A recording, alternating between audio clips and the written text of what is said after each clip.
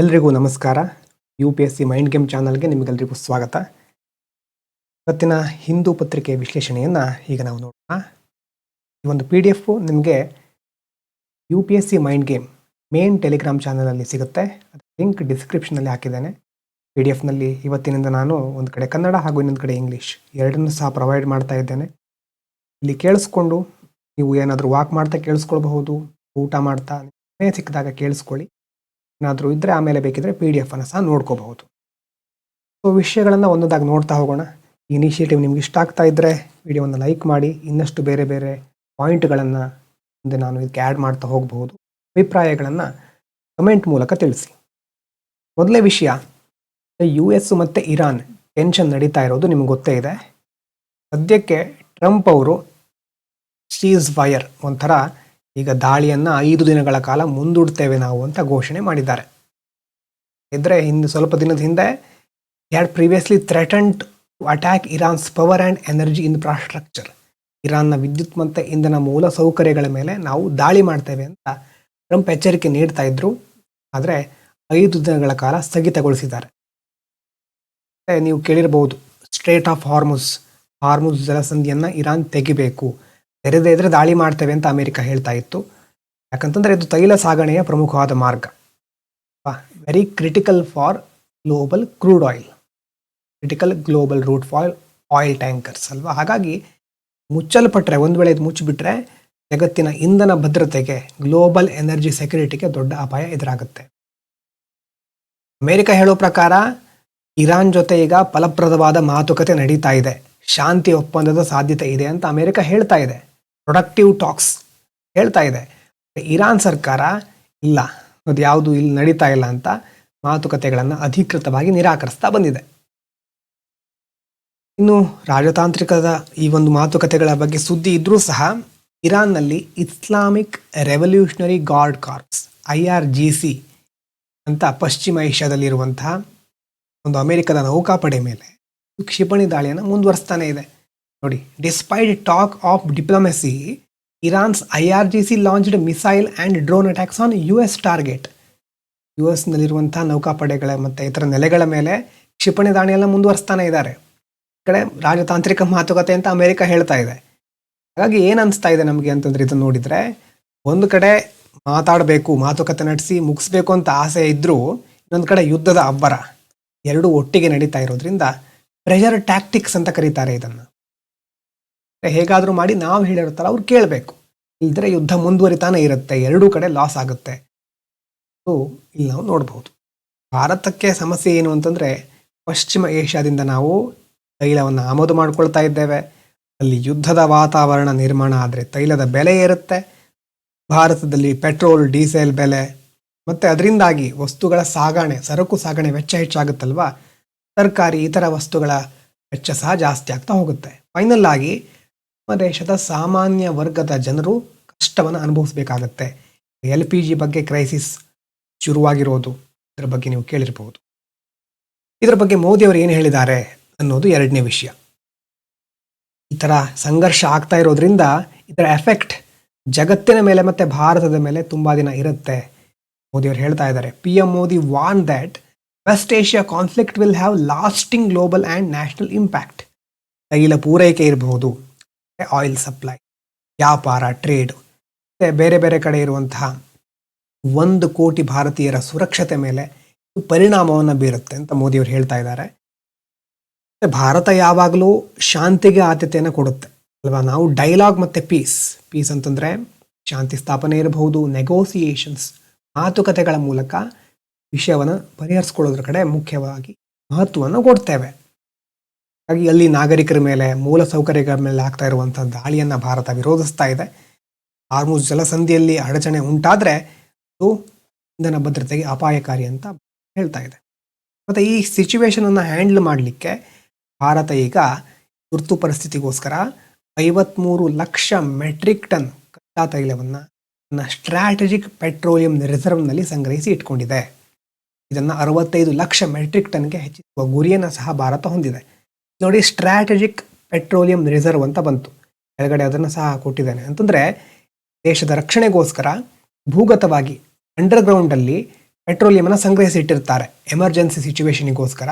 ಆ ಲಕ್ಷಾಂತರ ಟನ್ ಕಚ್ಚಾ ತೈಲವನ್ನು ನಾವು ಸ್ಟ್ರಾಟಜಿಕ್ ರಿಸರ್ವ್ ಅಂತ ಕರಿತೇವೆ. ಮಂಗಳೂರಿನಲ್ಲೂ ಇದೆ ಆ ಒಂದು ರಿಸರ್ವ್. ಹಾಗಾಗಿ ಆ ಒಂದು ರಿಸರ್ವನ್ನು ಈಗ 53 ಲಕ್ಷ ಇದೆ, 65 ಲಕ್ಷ ಮೆಟ್ರಿಕ್ ಟನ್ಗೆ ಹೆಚ್ಚಿಸುವ ಗುರಿಯನ್ನು ಭಾರತ ಹೊಂದಿದೆ. ಇನ್ನು ಈ ಸಂದರ್ಭದಲ್ಲಿ ರೈತರಿಗೆ ತೊಂದರೆ ಆಗದೇ ಇರೋ ರೀತಿ ಫರ್ಟಿಲೈಸರ್, ರಸಗೊಬ್ಬರ ಇರಬಹುದು, ಆಹಾರ ಧಾನ್ಯಗಳ ದಾಸ್ತಾನನ್ನು ಮಾಡಿದ್ದೇವೆ. ವಿದ್ಯುತ್ ಸ್ಥಾವರಗಳಲ್ಲಿ ಕಲ್ಲಿದ್ದಲು ಸಂಗ್ರಹ ಸಹ ಸಮರ್ಪಕವಾಗಿ ಇದೆ ಅಂತ ಹೇಳಿದ್ದಾರೆ. ಮತ್ತು ಅಲ್ಲಿ ಈ ಪ್ರಾಬ್ಲಮ್ ಆಗಿತ್ತಲ್ವಾ ಮಿಡ್ಲ್ ಈಸ್ಟ್ ಟು ವೆಸ್ಟ್ ಏಷ್ಯಾದಲ್ಲಿ, ಅಲ್ಲಿಂದ ಸುಮಾರು 3.75 ಲಕ್ಷ ಭಾರತೀಯರನ್ನು ಸುರಕ್ಷಿತವಾಗಿ ಭಾರತಕ್ಕೆ ವಾಪಸ್ ಕರೆತಂದಿದ್ದಾರೆ. ಇದರಲ್ಲಿ ಇರಾನಿಂದ 1000 ಜನ ಸಹ ಬಂದಿದ್ದಾರೆ. ಸರ್ಕಾರ 24/7 24 ಗಂಟೆ ಎಲ್ಲ ಟೈಮ್ನಲ್ಲೂ ಅದಕ್ಕೋಸ್ಕರ ಹೆಲ್ಪ್ ಲೈನೆಲ್ಲ ಓಪನ್ ಮಾಡಿ ಅದನ್ನು ನಡೆಸ್ಕೊಂಡು ಬರ್ತಾ ಇದೆ. ಇನ್ನು ಸ್ಟ್ರಾಟಜಿಕ್ ಪೆಟ್ರೋಲಿಯಂ ರಿಸರ್ವ್ ಗೊತ್ತಾಗಿತ್ತು ನಿಮಗೆ ಅಲ್ವಾ, ರಕ್ಷಣೆಗೋಸ್ಕರ ಇರೋದು. ಎರಡನೇದು ಎಥೆನಾಲ್ ಬ್ಲೆಂಡಿಂಗ್. ಅದರಿಂದ ಏನು ಲಾಭ ಆಗ್ತಾ ಇದೆ ನೋಡಿ. ಪೆಟ್ರೋಲ್ಗೆ ಶೇಕಡ 20% ಅಷ್ಟು ಎಥೆನಾಲನ್ನು ಬೆರೆಸ್ತಾರೆ. ಕಬ್ಬು, ಜೋಳದಿಂದ ತಯಾರಿಸ್ತಾರೆ. ಈ ಥರ ಬೆರೆಸೋದ್ರಿಂದ ಭಾರತ ಪ್ರತಿ ವರ್ಷ ಸುಮಾರು 4.5 ಕೋಟಿ ಬ್ಯಾರೆಲ್ ತೈಲ ಆಮದನ್ನು ಉಳಿಸ್ತಾ ಇದೆ. ಇದರಿಂದಾಗಿ ಸ್ವಲ್ಪ ದೇಶಿ ತೈಲದ ಮೇಲೆ ಅವಲಂಬಿತವಾಗೋದು ಸ್ವಲ್ಪ ಮಟ್ಟಿಗೆ ಕಡಿಮೆ ಆಗಿದೆ. ಈ ಸಂದರ್ಭದಲ್ಲಿ ಇನ್ನೊಂದು ಟರ್ಮ್ ಬರುತ್ತೆ, ಹೋಲ್ ಆಫ್ ಗೌರ್ಮೆಂಟ್ ಅಂತ. ಅಂದರೆ ಇಲ್ಲಿ ನೋಡಿ, ವಿದೇಶಾಂಗ ಇಲಾಖೆ, ಪೆಟ್ರೋಲಿಯಮ್ಮು, ಕೃಷಿ, ರಕ್ಷಣಾ ಇಲಾಖೆ ಎಲ್ಲ ಇಲಾಖೆಗಳ ಮೇಲೂ ಈಗ ಸ್ವಲ್ಪ ಪ್ರೆಷರ್ ಕ್ರಿಯೇಟ್ ಆಗ್ತಾ ಇದೆ. ಹಾಗಾಗಿ ಇವರೆಲ್ಲ ಒಂದೇ ತಂಡವಾಗಿ ಕೆಲಸ ಮಾಡ್ತಾ ಇದ್ದಾರೆ. ನಾವೆಲ್ಲ ಒಂದೇ ಟೀಮು, ಒಂದೇ ಸೇರಿಕೊಂಡು ಒಗ್ಗಟ್ಟಾಗಿ ಕೆಲಸ ಮಾಡೋದು. ಹಾಗಾಗಿ ಅದಕ್ಕೆ ಹೋಲ್ ಆಫ್ ಗೌರ್ಮೆಂಟ್ ಅಂತ ಕರೀತಾರೆ. ಯುದ್ಧದಿಂದ ತೈಲದ ಬೆಲೆ ಏರುತ್ತೆ, ಖಂಡಿತ ಏರೇ ಇರುತ್ತೆ. ಆದರೆ ಸಾಮಾನ್ಯ ಜನರ ಮೇಲೆ ಅದರ ಬೀಳದ ಹಾಗೆ ನೋಡಿಕೊಳ್ಳೋದು ಇದರ ಉದ್ದೇಶ.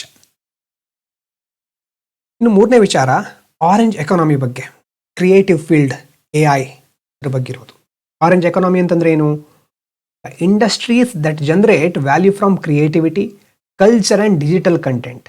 ಕಲೆ, ಸಂಸ್ಕೃತಿ, ವಿನ್ಯಾಸ, ಡಿಜಿಟಲ್ ಕಂಟೆಂಟ್ ಇದ್ರ ಮೂಲಕ ಹಣ ಗಳಿಸ್ತಾರಲ್ವ, ಅವರಿರುವಂತಹ ಸೆಕ್ಟರ್ ಆರೆಂಜ್ ಎಕಾನಮಿ. ಅಂದರೆ ಕಂಟೆಂಟ್ ಕ್ರಿಯೇಟರ್ಸ್ ಫೀಲ್ಡ್, ಆ ಸೆಕ್ಟರ್ ಅಂತ ಹೇಳ್ಬೋದು. ಮುಖ್ಯವಾಗಿ ಗೋಲ್ ಏನು ಇದರದ್ದು? Turn the creative talents of the youth into sustainable jobs and economic growth. Talent ಇರುತ್ತೆ, ಅದರಿಂದ ಸಸ್ಟೈನಬಲ್ ಇನ್ಕಮ್ ಬರ್ತಾ ಇರಬೇಕು, ಎಕಾನಮಿ ಸಹ ಗ್ರೋ ಆಗಬೇಕು, ಅದು ಇದರ ಉದ್ದೇಶ. ಇನ್ನು ಸರ್ಕಾರ ಇದಕ್ಕೋಸ್ಕರ ಗೂಗಲ್ ಮತ್ತು ಯೂಟ್ಯೂಬಿನ ಒಂದು ಪಾರ್ಟ್ನರ್ಶಿಪ್ನಲ್ಲಿ ಒಂದು ಹೊಸ AI ಸ್ಕಿಲ್ಲಿಂಗ್ ಪ್ರೋಗ್ರಾಮನ್ನು ತರ್ತಾ ಇದೆ. 15,000 ಯುವಕರಿಗೆ ಇದರಲ್ಲಿ ತರಬೇತಿಯನ್ನು ಕೊಡ್ತಾರೆ.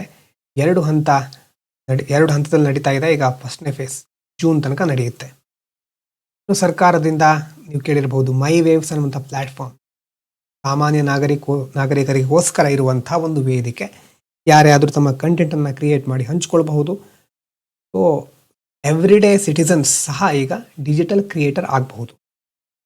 ಇನ್ನು ಸರ್ಕಾರ ಮತ್ತೊಂದು ಏನು ಮಾಡ್ತಾ ಇದೆ ಅಂತಂದರೆ, DD ಫ್ರೀ ಡಿಶ್ ಇರ್ತಾವಲ್ವ, ನೀವು ನೋಡಿರ್ಬೋದು. ಚಿಕ್ಕಂದಿನಿಂದ ನಾವು ನೋಡ್ತಾ ಬರ್ತಿರ್ತೇವೆ ಕೆಲವೊಂದು ಕಡೆ DD ಚಂದನ ಫ್ರೀ ಡಿಶ್ಶು. ಅದನ್ನು ನೋಡಲಿಕ್ಕೆ ಈಗ ಪ್ರತ್ಯೇಕ ಸೆಟ್ ಆಫ್ ಬಾಕ್ಸ್ ಏನು ಬೇಕಾಗಿರೋದಿಲ್ಲ. ಮುಂದಿನ ದಿನಗಳಲ್ಲಿ TV ಒಳಗೆ ಸಹ ಒಂದು ಚಿಪ್ಪನ್ನು ಅಳವಡಿಸಿರ್ತಾರೆ. ಆ ಚಿಪ್ ಮೂಲಕನೇ ನೇರವಾಗಿ ಚಾಲನೆಗಳನ್ನು ಮತ್ತು ಈ ತರಬೇತಿ ಕೊಡ್ತಾರೆ ಅಂತ ಹೇಳಿದ್ವಲ್ವ 15,000 ಜನರಿಗೆ. ಅದರಲ್ಲಿ ಜನರೇಟಿವ್ AI ಬಗ್ಗೆ ಕಲಿಸ್ತಾರೆ. ಮಾಹಿತಿ ಹುಡ್ಕೋದಲ್ಲ, ಈಗ ChatGPT ಜೊತೆ ಮಾತಾಡೋದು, ಜೆಮಿನಿ ಜೊತೆ ಮಾತಾಡೋದೆಲ್ಲ ಮಾಡ್ತಾ ಇರ್ತೇವೆ. ಅದು ಮಾತ್ರ ಅಲ್ಲ, ಮಾಹಿತಿ ಹುಡ್ಕೋದು ಮಾತ್ರ ಅಲ್ಲ, ಚಿತ್ರಗಳನ್ನು, ಕವಿತೆ, ವಿಡಿಯೋ ಎಲ್ಲವನ್ನ ಸೃಷ್ಟಿಸುವ ಸಾಮರ್ಥ್ಯ AI-ಗಿದೆ. ಆ ಸಾಮರ್ಥ್ಯವನ್ನು ಸರಿಯಾಗಿ ಉಪಯೋಗ ಮಾಡ್ಕೊಳ್ಳೋದು, ಅದನ್ನು ಒಂದು ಪ್ರೊಡಕ್ಟಿವ್ ಟೂಲ್ ಆಗಿ ನಾವು ಬಳಸೋದು, ಅದರ ಬಗ್ಗೆ ಕಲಿಸ್ತಾರೆ.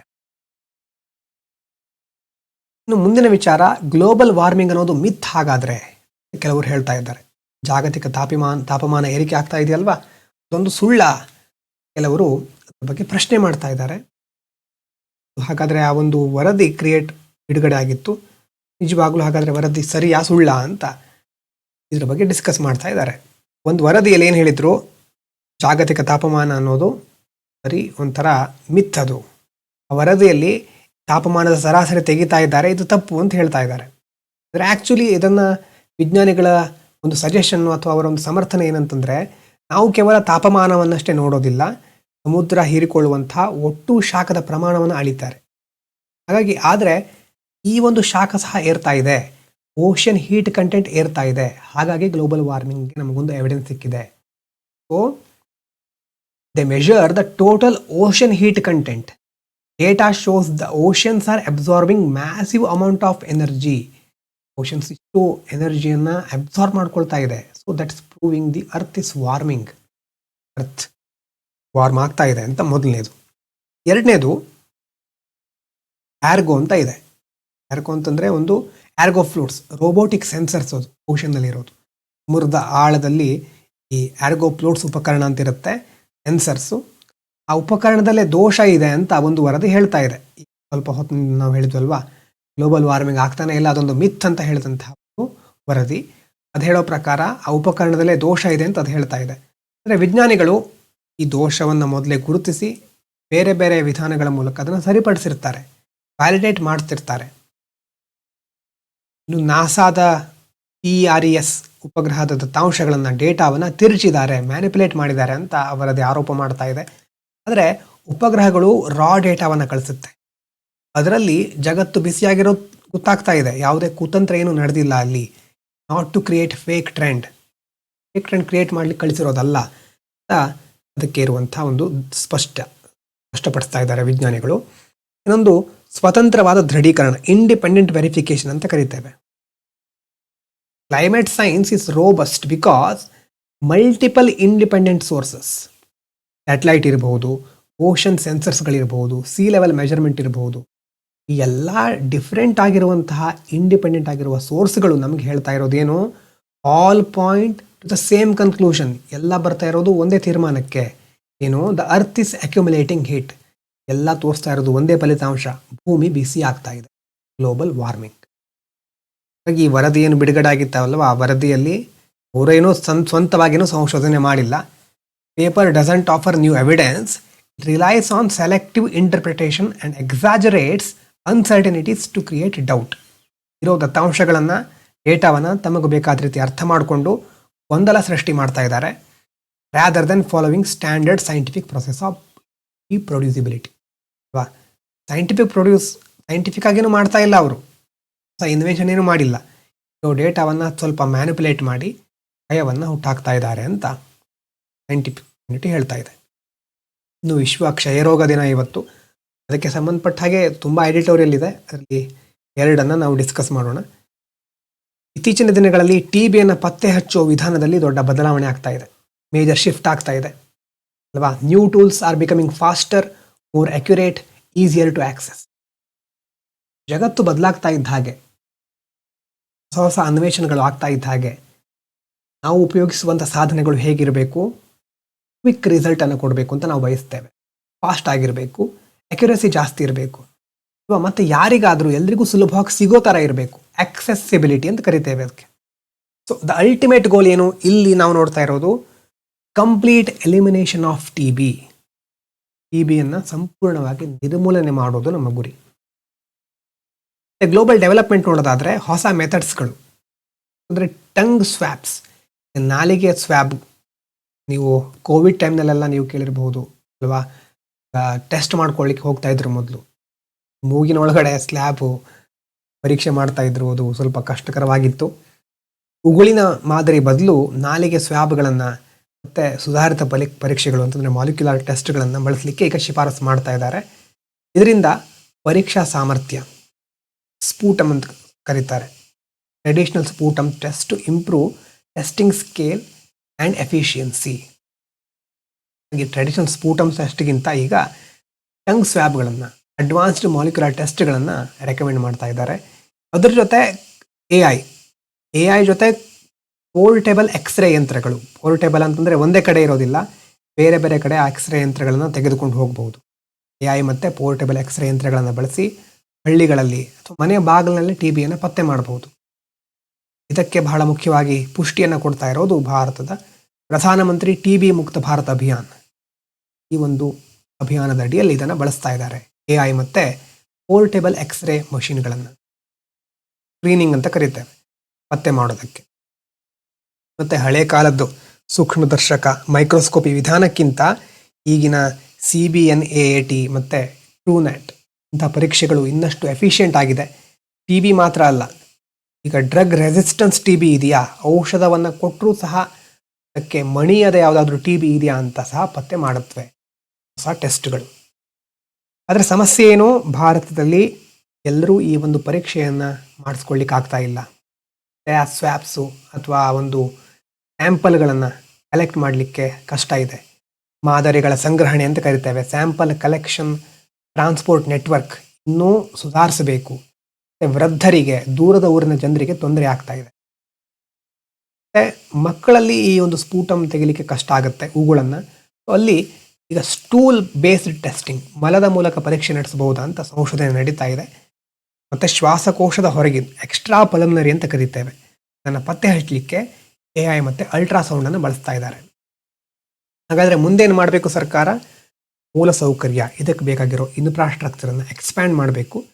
ಮತ್ತು AI ಸಂಬಂಧಪಟ್ಟ ಹಾಗೆ ಸ್ಟಾಫ್ಗಳಿಗೆ ತರಬೇತಿ ಕೊಡಬೇಕು. Train staff in AI, ensure scientific validation by bodies like ICMR, ಸಂಸ್ಥೆಗಳಿಂದ ವೈಜ್ಞಾನಿಕ ದೃಢೀಕರಣವನ್ನು ಪಡಿಬೇಕು.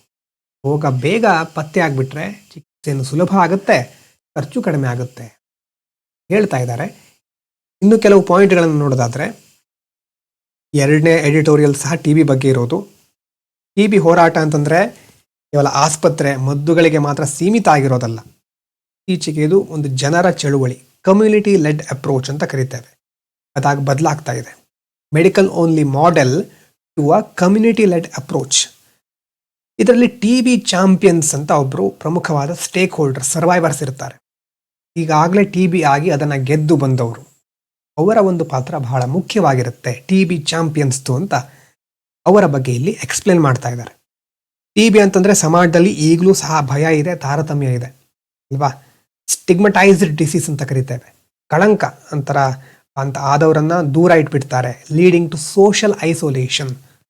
ಇದರಿಂದಾಗಿ ಟಿ ಬಿ ಇದೆ ಅಂತ ಹೇಳ್ಕೊಳ್ಳಿಕ್ಕೆ ಹಿಂಜರಿತಾರೆ, ಚಿಕಿತ್ಸೆ ಪಡೀಲಿಕ್ಕೆ ಮುಂದೆ ಬರೋದಿಲ್ಲ. ಅದರಲ್ಲೂ ಮಹಿಳೆಯರು, ಮಕ್ಕಳು ಹೆಚ್ಚು ತೊಂದರೆಯನ್ನು ಅನುಭವಿಸ್ತಾರೆ. The fear causes people to hide their symptoms and drop out treatment. ಈ ಸಂದರ್ಭದಲ್ಲಿ ಹೆಲ್ಪ್ ಮಾಡೋರು ಯಾರು? ಮುಂದೆ ಬಂದು ಧೈರ್ಯ ತುಂಬುವವರು ಟಿ ಬಿ ಚಾಂಪಿಯನ್ಸ್. ಇವರು ಈಗಾಗಲೇ have survived the disease themselves, already T ಬಿಯನ್ನು ಗೆದ್ದು ಬಂದಿರ್ತಾರೆ, ಟಿ ಬಿಯನ್ನು ಸೋಲಿಸಿ ಹಿಮ್ಮೆಟ್ಸ್ ಬಂದಿರ್ತಾರೆ. ಹಾಗಾಗಿ ತಮ್ಮ ಅನುಭವದ ಮೂಲಕ ರೋಗಿಗಳಿಗೆ ಧೈರ್ಯ ತುಂಬುತ್ತಾರೆ. ಮದ್ದನ್ನು ಅಥವಾ ಡ್ರಗ್ಸ್ ಅಂತಂದರೆ ಔಷಧಿನ ಸರಿಯಾಗಿ ತೆಗೆದುಕೊಳ್ಬೇಕು ಅಂತ ಪ್ರೇರೇಪಿಸ್ತಾರೆ. ಸಮಾಜದಲ್ಲಿರೋ ತಪ್ಪು ಕಲ್ಪನೆಗಳನ್ನು ಹೋಗಲಾಡಿಸ್ತಾರೆ. Guide patients through long treatments, share recovery stories to break ಮಿತ್ಸನ್ನು ಬ್ರೇಕ್ ಮಾಡಬೇಕು. ಇದಕ್ಕೋಸ್ಕರ ಸರ್ಕಾರ ಸಹ ಸಪೋರ್ಟ್ ಮಾಡ್ತಾ ಇದೆ. ರಾಷ್ಟ್ರೀಯ ಕ್ಷಯರೋಗ ನಿರ್ಮೂಲನಾ ಕಾರ್ಯಕ್ರಮ NTEP, national TB elimination programme, ಇದರ ಅಡಿಯಲ್ಲಿ ಇವರಿಗೆ ತರಬೇತಿ ಕೊಡ್ತಾರೆ. ನಿಕ್ಷಯ್ ಮಿತ್ರ, ಇದರ ಬಗ್ಗೆ ಹೇಳ್ತೇನೆ ಮುಂದೆ. ಅಂತ ಯೋಜನೆಗಳ ಮೂಲಕ ಟಿ ಬಿ ರೋಗಿಗಳಿಗೆ ಪೌಷ್ಟಿಕ ಆಹಾರ, ಆರ್ಥಿಕ ನೆರವು. ಸವಾಲುಗಳೇನು, ಚಾಲೆಂಜಸ್ ಏನು ಅಂತಂದರೆ, ಈ ಸಮುದಾಯ ಜಾಲಗಳಿರ್ತಾವಲ್ವ, ಇವುಗಳಿಗೆ, ನೆಟ್ವರ್ಕ್ಗಳಿಗೆ ಮುಖ್ಯವಾಗಿ ಹೊರಗಿನ ಧನ ಸಹಾಯ ಬೇಕು, ಅಂತಂದರೆ ಎಕ್ಸ್ಟರ್ನಲ್ ಫಂಡಿಂಗ್ ಬೇಕು. So for long term success we need self sustaining models and economic empowerment for these champions. ಹಾಗಾಗಿ ದೀರ್ಘಕಾಲದವರೆಗೆ ಸ್ವತಂತ್ರವಾಗಿ ನಡಿಲಿಕ್ಕೆ ಇವರಿಗೆ ಆರ್ಥಿಕ ಸಬಲೀಕರಣ, ಫಂಡಿಂಗು, ಎಕನಾಮಿಕಲಿ ವಯಬಲ್, ತುಂಬ ದಿನ ಡ್ಯೂರೇಬಲ್ ಆಗಿರಲಿಕ್ಕೆ ಆರ್ಥಿಕ ಸಹಾಯದ ಅವಶ್ಯಕತೆ. ಹಾಗಾಗಿ ಕೇವಲ ವೈದ್ಯಕೀಯ ಚಿಕಿತ್ಸೆಯಿಂದ ಟಿ ಬಿಯನ್ನು ಗೆಲ್ಲಲಿಕ್ಕೆ ಸಾಧ್ಯ ಆಗೋದಿಲ್ಲ. ರೋಗಿಗಳಿಗೆ ಪ್ರೀತಿ, ಅನುಕಂಪ, ಸಮುದಾಯದ ಬೆಂಬಲ ಸಹ ಬೇಕಾಗಿರುತ್ತೆ. ಟಿ ಬಿ ಚಾಂಪಿಯನ್ನರು ಇದರಲ್ಲಿ ಪ್ರಮುಖ ಪಾತ್ರ ವಹಿಸ್ತಾರೆ. Shift, T B champions represent to shift to people centric health care, acting as agents of change. ಬದಲಾವಣೆಯ ಹರಿಕಾರರು ಅಂತ ಕರೀತೇವೆ ನಾವು. ಆ ಪಾತ್ರವನ್ನು ವಹಿಸೋರು T B champions. Nikshay Mitra ಅಂತ ಆವಾಗ ಒಂದು ಮೆನ್ಷನ್ ಮಾಡಿದ್ದೆ. ಅಂದರೆ ಇದು unique Indian model where anyone, individuals ಇರಬಹುದು, NGOಗಳಿರಬಹುದು, ಅವರೇನು ಮಾಡಬಹುದು, they can adopt T B patient, T B ರೋಗಿಯನ್ನು ದತ್ತು ಪಡಿಬಹುದು. ಈ ಟಿ ಬಿ ರೋಗಿಗಳಿಗೆ ಪ್ರತಿ ತಿಂಗಳು ಬೇಳೆಕಾಳು, ಸಿರಿಧಾನ್ಯ, ಎಣ್ಣೆಯನ್ನು ಒಳಗೊಂಡಂತಹ ಪೌಷ್ಟಿಕ ಆಹಾರದ ಕಿಟ್, ನ್ಯೂಟ್ರಿಷನ್ ಬಾಸ್ಕೆಟನ್ನು ಕೊಡ್ತಾರೆ. ಅದಕ್ಕೆ ಸಪೋರ್ಟ್ ಮಾಡಬಹುದು. ಆ ವ್ಯಕ್ತಿಯನ್ನು ಒಂಥರ ದತ್ತು ತೆಗೆದುಕೊಳ್ತಾರೆ, ಟಿ ಬಿ ರೋಗಿಯನ್ನು ದತ್ತು ಪಡಿಬಹುದು. ನಿಕ್ಷಯ್ ಮಿತ್ರ ಅಂತ ಆ ಒಂದು ಇನಿಷಿಯೇಟಿವ್ನ ಹೆಸರು. ಇನ್ನು ಟಿ ಬಿ ಚಾಂಪಿಯನ್ಸ್ ಯಾಕೆ ಇಂಪಾರ್ಟೆಂಟ್ ಅಂತಂದರೆ, ವೈದ್ಯರು ಹೇಳೋದಕ್ಕೂ ಈ ಮಾತ್ರೆ ತಗೊಳ್ಳಿ ಗುಣವಾಗ್ತೀರಿ ಅಂತ ಹೇಳ್ತಾರೆ ವೈದ್ಯರು. ಟಿ ಬಿ ಚಾಂಪಿಯನ್ ಹೇಳೋದೇನು, ನಾನು ತೆಗೆದುಕೊಂಡೆ ನನಗೆ ಗುಣ ಆಯಿತು, ಆರೋಗ್ಯದಿಂದ ಇದ್ದೇನೆ ಅಂತ ಧೈರ್ಯದಿಂದ ಹೇಳೋದಕ್ಕೂ ಬಹಳ ವ್ಯತ್ಯಾಸ ಇದೆಯಲ್ವಾ. ಹೊಸದಾಗಿ ಯಾರಾದರೂ ರೋಗಿಗಳಾಗಿದ್ದರೆ ಅವರಿಗೆ ಚಾಂಪಿಯನ್ರ ಮಾತು ಹೆಚ್ಚು ಧೈರ್ಯ ನೀಡುತ್ತೆ. For new patient, champions word carry more emotional weight hope. ಆ ಹೋಪ್ ಅನ್ನೋದು ಬಹಳ ಇಂಪಾರ್ಟೆಂಟ್ ಜೀವನಕ್ಕೆ. ಆ ಒಂದು ಆಶಾಭಾವನೆ, ಧೈರ್ಯ ಇರೋದ್ರಿಂದ ಅವರು ತಮ್ಮ ರೋಗವನ್ನು ಎದುರಿಸಿ ಬೇಗ ಗುಣಮುಖರಾಗ್ತಾರೆ. ಇನ್ನೊಂದು ಬಹಳ ಇಂಪಾರ್ಟೆಂಟ್ ಅಂಶ, ಲಾಸ್ಟ್ ಮೈಲ್ ಕನೆಕ್ಟಿವಿಟಿ. ಗುಡ್ಡಗಾಡು ಪ್ರದೇಶಗಳಲ್ಲಿ, ಕುಗ್ರಾಮಗಳಲ್ಲೂ ಸಹ ಸರ್ಕಾರ ತಲುಪಬೇಕು, ವಾಹನಗಳು ಅಥವಾ ವೈದ್ಯರು ತಲುಪಲಿಕ್ಕೆ ಕಷ್ಟ ಆಗಿರುತ್ತೆ. ಅಂದರೆ ಅಲ್ಲಿರೋ ಸ್ಥಳೀಯ ಟಿ ಬಿ ಚಾಂಪಿಯನ್, ಯಾರು ಮೊದಲೇ ಟಿ ಬಿಯನ್ನು ಅನುಭವಿಸಿ ಗೆದ್ದಿರ್ತಾರೋ, ಟಿ ಬಿಯನ್ನು ಸೋಲಿಸಿರ್ತಾರೋ, ಅವರಿಗೆ ಯಾರು ಕೆಮ್ತಾ ಇದ್ದಾರೆ, ಯಾರಿಗೆ ಚಿಕಿತ್ಸೆ ಅವಶ್ಯಕತೆ ಇದೆ ಅಂತ ತಿಳಿದಿರುತ್ತೆ. ಹಾಗಾಗಿ ಅವರು ರೋಗಿ ಆಸ್ಪತ್ರೆ ನಡುವೆ ಒಂಥರ bridge, human bridge between community and health system, ಆ ಥರ ಅವರು ಕೆಲಸ ನಿರ್ವಹಿಸಬಹುದು. ಮತ್ತು ಟಿ ಬಿ ಬಂದರೆ ಮನೆಗೆ ಸೇರಿಸಬಾರ್ದು. In villages there is a myth that T B is a curse or incurable. T B ಅಂತಂದರೆ ಒಂಥರ ಶಾಪ, ಅದು ಗುಣನೇ ಆಗೋದಿಲ್ಲ ಅನ್ನುವಂಥ ಒಂದು ಮಿತ್ ಇದೆ. ಅವರನ್ನು ಮನೆಗೆ ಸೇರಿಸಬಾರ್ದು ಅಂತ ತಪ್ಪು ತಿಳುವಳಿಕೆ ಇರುತ್ತೆ. T B champions use street plays meetings to explain that T B is treatable and not social taboo ಅಲ್ವಾ. ಇಂಥ ಚಾಂಪಿಯನ್ಸ್ ಏನು ಮಾಡ್ತಾರೆ, ಟಿ ಬಿ ಅಂತಂದರೆ ಒಂದು ಗುಣಮುಖವಾಗುವ ಕಾಯಿಲೆ, ಇದು ಶಾಪ ಅಲ್ಲ ಅಂತ ಜನರಿಗೆ ಮನವರಿಕೆ ಮಾಡಿಕೊಡ್ತಾರೆ. ಟಿ ಬಿ ಚಾಂಪಿಯನ್ಸ್ಗಳ ಒಂದು ಪಾತ್ರ ಬಹಳ ಮುಖ್ಯವಾಗಿರುತ್ತೆ ಅಂತ ಇದರಿಂದ ನಾವು ತಿಳ್ಕೊಳ್ಬಹುದು. ಇದಾದಮೇಲೆ ಎಕನಾಮಿಕ್ ರಿಯಾಲಿಟಿ ಚೆಕ್. ನಮ್ಮ ಆರ್ಥಿಕತೆ ಹೇಗಿದೆ ಅನ್ನೋದ್ರ ಬಗ್ಗೆ ಇಲ್ಲಿ ಒಂದು ಎಡಿಟೋರಿಯಲ್ ಇದೆ. Signs of weakening in India's economic fundamentals are emerging. ಭಾರತದ ಆರ್ಥಿಕತೆಯ ಅಡಿಪಾಯ ದುರ್ಬಲ ಆಗ್ತಾ ಇರುವಂಥ ಲಕ್ಷಣ ಕಾಣ್ತಾ ಇದೆ. ಅದಕ್ಕೆ ಕಾರಣ ಕೇವಲ ಹೊರಗೆ ನಡೆಯುವಂಥ ಯುದ್ಧಗಳಲ್ಲ. ಪಶ್ಚಿಮ ಏಷ್ಯಾ ಸಂಘರ್ಷ ಆಗ್ತಾ ಇರೋದು ಹೌದು, ಆದರೆ ನಮ್ಮ ದೇಶದ ಒಳಗೆ ಸಹ ಕೆಲವು ಆರ್ಥಿಕ ಸಮಸ್ಯೆಗಳಿದೆ. ಇದು ಇದಕ್ಕೆ ಕಾರಣ. 8 ಪ್ರಮುಖ ಕೈಗಾರಿಕೆಗಳನ್ನು ನಾವು ಗಮನಿಸ್ತೇವೆ. ದೇಶದ ಬೆಳವಣಿಗೆ ದರದಲ್ಲಿ 8 ಕೋರ್ ಇಂಡಸ್ಟ್ರಿ ಅಂತ ಕರಿತೇವೆ. ಕೆಳಗಡೆ ಕೊಟ್ಟಿದ್ದೇನೆ ಇಂಡೆಕ್ಸ್ ಆಫ್ 8 ಕೋರ್ ಇಂಡಸ್ಟ್ರೀಸ್. ಯಾವುದು? Coal, crude oil, natural gas, refinery products, fertilisers, steel, cement and electricity. ಇದು ಬಹಳ ಮುಖ್ಯವಾದ ವಿಭಾಗಗಳು, 8 ಕೋರ್ ಇಂಡಸ್ಟ್ರಿಗಳು. So it's a lead indicator of the index of industrial production, IIP ಅಂತ ಕರೀತಾರೆ. ಒಂದು ವೇಳೆ ಈ ಇಂಡಸ್ಟ್ರಿಗಳಲ್ಲಿ ಸ್ಲೋ ಡೌನ್ ಆದರೆ ವೈಡರ್ ಇಂಡಸ್ಟ್ರಿಯಲ್ ಸ್ಲೋ ಡೌನ್, ಒಂಥರ ಚೈನ್ ಥರ, ಇಲ್ಲಿ ಸ್ಲೋ ಡೌನ್ ಆಯಿತು ಅಂತಂದರೆ ಬೇರೆ ಎಲ್ಲ ಇಂಡಸ್ಟ್ರಿಗಳಲ್ಲೂ ಇದು ಅಫೆಕ್ಟ್ ಆಗ್ತಾ ಬರುತ್ತೆ. ಈ ಎಡಿಟೋರಿಯಲ್ನಲ್ಲಿ ಏನು ಹೇಳ್ತಾ ಇದ್ದಾರೆ ಅಂತಂದರೆ, ಬರೀ ಹೊರಗಡೆ ಆಗ್ತಾ ಇರೋ ಯುದ್ಧ ಮಾತ್ರ ಅಲ್ಲ, ನಮ್ಮ ದೇಶದ ಒಳಗಡೆ ಇರುವಂಥ ಪ್ರಮುಖ ಕೈಗಾರಿಕೆಗಳು, ಕೋರ್ ಇಂಡಸ್ಟ್ರಿಗಳ ಬೆಳವಣಿಗೆಯ ದರ ಸಹ ಕುಸಿತವನ್ನು ಕಾಣ್ತಾ ಇದೆ. ಅದರಲ್ಲೂ ಕ್ರೂಡ್ ಆಯಿಲ್ಗೆ ಲಿಂಕ್ ಆಗಿರೋದು, ನೈಸರ್ಗಿಕ ಅನಿಲದ ಉತ್ಪಾದನೆ ಕಡಿಮೆ ಆಗ್ತಾನೆ ಬರ್ತಾ ಇದೆ. ನಾವು ಇಂಧನಕ್ಕೋಸ್ಕರ ಬೇರೆ ದೇಶಗಳ ಮೇಲೆ ಅವಲಂಬಿತರಾಗಿದ್ದೇವೆ. India remains heavily dependent on energy imports while LPG access expanded. ಈ ಉಜ್ವಲ ಯೋಜನೆ ಅದರ ಅಡಿಯಲ್ಲಿ ಗ್ಯಾಸನ್ನು ಹಂಚಿದ್ರೂ ಸಹ we lack long term supply security, adequate strategic reserves. ತುರ್ತು ದಾಸ್ತಾನು, ಆವಾಗ ಹೇಗೆ ಸ್ಟ್ರಾಟಜಿಕ್ ಪೆಟ್ರೋಲಿಯಂ ರಿಸರ್ವ್ ಅಂತ ಮೆನ್ಷನ್ ಮಾಡಿದ್ನು, ಅದೇ ಥರನೇ ಬೇರೆ ಬೇರೆ ಎನರ್ಜಿ ಸೋರ್ಸ್ಗಳಿಗೂ ಸಹ ನಮ್ಮ ಹತ್ರ ತುರ್ತು ದಾಸ್ತಾನು ಇಲ್ಲ, ರಿಸರ್ವ್ಸ್ ಇಲ್ಲ ಅಂತ ಇಲ್ಲಿ ಹೇಳ್ತಾ ಇದ್ದಾರೆ. ಮತ್ತು ಹೊಸ ಅಂಕಿಅಂಶಗಳ ಪ್ರಕಾರ ಜನರ ಖರೀದಿ ಸಾಮರ್ಥ್ಯ, consumption data shows decline in private consumption and exports. ರಫ್ತು ಕಡಿಮೆ ಆಗ್ತಾ ಇದೆ, ಕನ್ಸಂಪ್ಷನ್ ಕೆಪಾಸಿಟಿ ಕಡಿಮೆ ಆಗ್ತಾ ಇದೆ. ಇದರಿಂದಾಗಿ ಏನಾಗ್ತಾ ಇದೆ, ಕಂಪನಿಗಳಲ್ಲಿ ಮಾರಾಟವಾಗದೇ ಉಳಿದಿರುವಂಥ ವಸ್ತುಗಳ ದಾಸ್ತಾನು, unsold stocks. So change in stocks ಅಂತ ಸಹ ಕರೀತಾರೆ ಅದಕ್ಕೆ. Rising change in stocks means production is higher than demand. ಎಷ್ಟು ಡಿಮ್ಯಾಂಡ್ ಇದೆಯೋ ಅದಕ್ಕಿಂತ ಜಾಸ್ತಿ ಪ್ರೊಡಕ್ಷನ್ ಆಗ್ತಾ ಇದೆ, signalling consumer slow down. Change in stocks ಬಗ್ಗೆ ಸ್ವಲ್ಪ ಎಕ್ಸ್ಟ್ರಾ ಕೊಟ್ಟಿದೆ ನೋಡಿ.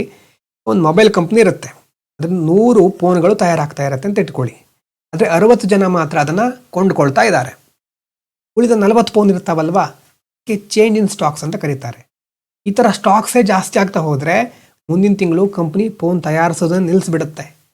ಅದು ತಯಾರಿಸೋದನ್ನು ನಿಲ್ಲಿಸಿದರೆ ಕೆಲಸಗಾರರಿಗೆ ಕೆಲಸ ಇರೋದಿಲ್ಲ. ಇವರ ಪರಿಸ್ಥಿತಿ ಏನಾಗಬೇಕು ಅಲ್ವಾ? ಒಟ್ಟಾರೆಯಾಗಿರೋದು ದೇಶದ ಆರ್ಥಿಕತೆಯನ್ನು ಕುಂಠಿತಗೊಳಿಸುತ್ತೆ. ಸೊ ಹಾಗಾಗಿ ಅದು ಆ ಥರ ಎಫೆಕ್ಟ್ ಮಾಡ್ತಾ ಹೋಗುತ್ತೆ. ಒಂದು ಇಂಟರ್ನಲ್ ಈ ಥರ ಸಮಸ್ಯೆ, ಕನ್ಸಂಪ್ಷನ್ ಕೆಪಾಸಿಟಿ, ರಫ್ತು ಸಾಮರ್ಥ್ಯ ಕಡಿಮೆ ಇದೆ. ಇದರ ಜೊತೆ ಹೊರಗಿನಿಂದ ನಮಗೆ ಹೊಡೆತ ಬೀಳ್ತಾನೆ ಇದೆ, ಎಕ್ಸ್ಟರ್ನಲ್ ಶಾಕ್ಸ್. ಪಶ್ಚಿಮ ಏಷ್ಯಾದ ಯುದ್ಧದಿಂದಾಗಿ ತೈಲ ಬೆಲೆ 100 ದಾಟಿ ಆಗಿದೆ. ಇದರಿಂದಾಗಿ ಆಮದು ವೆಚ್ಚ ಜಾಸ್ತಿ ಆಗುತ್ತೆ, ಇನ್ಫ್ಲೇಷನ್ ಜಾಸ್ತಿ ಆಗ್ತಾ ಹೋಗುತ್ತೆ ಮುಂದಿನ ದಿನಗಳಲ್ಲಿ. ಹಾಗಾಗಿ ಎಡಿಟೋರಿಯಲ್ ಹೇಳೋದೇನು, ಕೇವಲ ಆಶಾವಾದಿಗಳಾಗಿರೋದಕ್ಕಿಂತ ವಾಸ್ತವವನ್ನು ಒಪ್ಕೊಳ್ಬೇಕು. We must move from perception to reality. ಅಂದರೆ ದೇಶೀಯ ಉತ್ಪಾದನೆ ಹೆಚ್ಚಿಸಬೇಕು, ಡೊಮೆಸ್ಟಿಕ್ ಪ್ರೊಡಕ್ಷನ್ ಜಾಸ್ತಿ ಆಗಬೇಕು, ಹಳ್ಳಿಗಳಲ್ಲಿ ಜನರ ಆದಾಯ ಹೆಚ್ಚಿಸುವಂತಹ ಡಿಮ್ಯಾಂಡ್ ಅಲ್ವಾ, increasing rural incomes to drive demand, ಬೇಡಿಕೆ ಸೃಷ್ಟಿ ಮಾಡೋದು ಬಹಳ important. And proactive policy planning. Proactive policy planning ಅಂತಂದರೆ ಮುಂದೆ ಯಾವ ರೀತಿಯ ಸಂಕಷ್ಟಗಳು ಬರಬಹುದು ಅನ್ನೋದನ್ನು ಮೊದಲೇ ಥಿಂಕ್ ಮಾಡಿ ಅದಕ್ಕೆ ಪ್ಲ್ಯಾನ್ ಮಾಡ್ಕೊಳ್ಳೋದು. ಹಾಗಾಗಿ ಸರ್ಕಾರ ಬೇಡಿಕೆಯನ್ನು ಸೃಷ್ಟಿ ಮಾಡಬೇಕು. ಡಿಮ್ಯಾಂಡ್ ಕ್ರಿಯೇಟ್ ಆಗಬೇಕು ಅಂತಂದ್ರೆ ಏನು ಅದರ ಅರ್ಥ? ಇಲ್ಲಿ ಒಂದು ಸಮಸ್ಯೆ ಬರುತ್ತೆ. ಡಿಮ್ಯಾಂಡ್ ಕ್ರಿಯೇಟ್ ಆಗಬೇಕು ಅಂತಂದರೆ ಜನರಿಗೆ ಅದಕ್ಕಿಂತ ಮೊದಲು ಇನ್ಕಮ್ ಇರಬೇಕು. ಇನ್ಕಮ್ ಇದ್ದಾಗ ನಿಮ್ಮ ಹತ್ರ ಹಣ ಇದೆ, ಹಣ ಇದ್ದಾಗ ನೀವು ಏನಾದರೂ ವಸ್ತುವನ್ನು ಕೊಳ್ತೀರಿ, ಅದನ್ನು ಪರ್ಚೇಸ್ ಮಾಡ್ತೀರಿ. ಹಣ ಇಲ್ಲದವರು ಏನು ಇಟ್ಕೊಂಡು ಏನು ಪ್ರಯೋಜನ ಅಲ್ವಾ? ಬರೀ ಆಸೆ ಇಟ್ಕೊಂಡು ಪ್ರಯೋಜನ ಇಲ್ಲ. ಹಣ ಇರಬೇಕು, ಹಣದಿಂದಾಗಿ ಡಿಮ್ಯಾಂಡ್ ಕ್ರಿಯೇಟ್ ಆಗುತ್ತೆ. ಹಣ ಇರಬೇಕು ಅಂದರೆ ಅದಕ್ಕೇನಿರಬೇಕು? ಜಾಬ್ ಇರಬೇಕು, ಎಂಪ್ಲಾಯ್ಮೆಂಟ್. ಸರ್ಕಾರ ಮೊದಲು ರೂಟ್ ಕಾಸ್ ಆಗಿರೋ ಅನ್ಎಂಪ್ಲಾಯ್ಮೆಂಟನ್ನು ಹೇಗೆ ನಿರ್ವಹಿಸಬೇಕು, ಅದನ್ನು ದೇಶದಿಂದ ದೂರಗೊಳಿಸಬೇಕು. ಅನ್ಎಂಪ್ಲಾಯ್ಮೆಂಟ್ ಸಮಸ್ಯೆ ನಿಭಾಯಿಸೋದು ಈಗಿರುವಂಥ ದೊಡ್ಡ ಚಾಲೆಂಜ್ ಸರ್ಕಾರದ ಮುಂದೆ. ಅದನ್ನು ಸರಿಯಾಗಿ ನಿರ್ವಹಿಸಬೇಕು ಅಂತ ನಾವು ಇದ್ರ ಮೂಲಕ ತಿಳ್ಕೊಳ್ಬಹುದು. ಇವಿಷ್ಟು ಮುಖ್ಯವಾದ ವಿಚಾರಗಳು. ಮುಂದಿನ ವಿಡಿಯೋದಲ್ಲಿ ಭೇಟಿಯಾಗೋಣ. ಧನ್ಯವಾದಗಳು. Thank you so much.